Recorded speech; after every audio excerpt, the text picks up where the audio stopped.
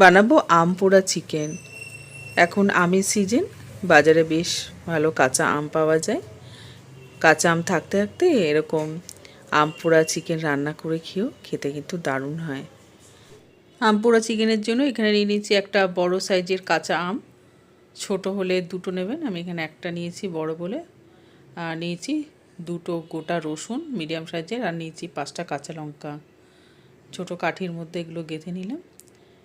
গ্যাসটা ধরিয়ে দিলাম, দিয়ে একটা ছাঁকনি বসিয়ে আম আর রসুন কাঁচা লঙ্কাটা পুড়িয়ে নেব। উল্টে পাল্টে গ্যাসটা মিডিয়ামে রেখে সব ভালো করে একটু করে পুড়িয়ে নিলাম।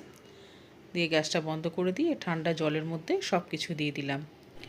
প্রথমে কাঁচা লঙ্কাগুলো ধুয়ে আগে প্লেটের মধ্যে রেখে দিলাম, তারপরে আমের খোসাটা ছাড়িয়ে নিলাম, আর রসুনগুলো একইভাবে খোসাগুলোকে সব ছাড়িয়ে নিলাম। আমটাকে হাত দিয়ে ভালো করে চটকে নিলাম, দিয়ে যে আঁটিটা ছিল সেটা ফেলে দিলাম।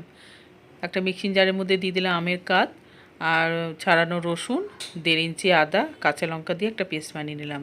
এখানে নিয়েছি আমি 1 কিলো মুরগির মাংস, ধুয়ে ভালো করে জলটা ঝরিয়ে নিয়েছি, মিডিয়াম সাইজ করে কাটা। এর মধ্যে যেই পেস্টটা বানিয়েছিলাম দিয়ে দিলাম, 1.5 চামচ নুন, জিরে ধনে গুঁড়ো 1 চামচ, 1/2 চামচ চিনি, 4 চামচ সর্ষের তেল, 1/2 চামচ মতো বিট লবণ আর 3 চামচ মতো কাসুন্দি দিয়ে দিয়েছি। দিয়ে ভালো করে চিকেনটা মেখে নিলাম। মেখে 1 ঘন্টার মতো রেখে দিলাম। কড়াইতে 100 গ্রাম মতো সর্ষের তেল গরম করে দিয়ে দিলাম গোটা গরম মশলা, জিরে, তেজপাতা, শুকনো লঙ্কা ফোড়ন করে দিয়ে দিলাম 4টে বড় সাইজের পেঁয়াজ কুচি, একদম মিহি করে কেটে দিয়েছি। পেঁয়াজটা লাল করে ভেজে দিয়ে দিলাম 1 চামচ হলুদ গুঁড়ো, 1 চামচ ঝাল লঙ্কার গুঁড়ো।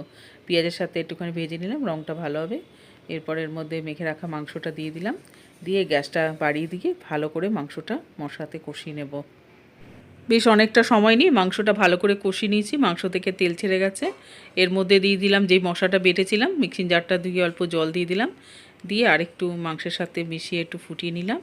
এরপর এর মধ্যে মাংসটা সিদ্ধ হওয়ার জন্য দিয়ে দিলাম 1/2 বাটি মতো গরম জল। জলের সাথে সব মশলা মাংস ভালো করে মিশিয়ে নিয়ে ঢাকা দিয়ে 1/2 ঘন্টার মতো রেখে দেবো।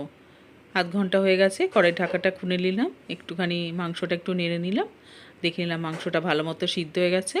এরপর এর মধ্যে দিয়ে দিলাম 1/2 চামচ মতো চিনি, যেহেতু আমটা টক সেই জন্য আবার 1/2 চামচ চিনি দিয়ে দিলাম, কয়েকটা চেরা কাঁচা লঙ্কা দিয়ে দিলাম।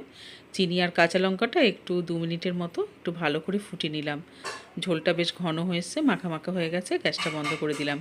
তাহলেই তৈরি হয়ে গেল আমাদের দাও সুস্বাদু আম পোড়া চিকেন। এইভাবে একবার বানিয়ে খাবেন, খেতে দারুণ হয়।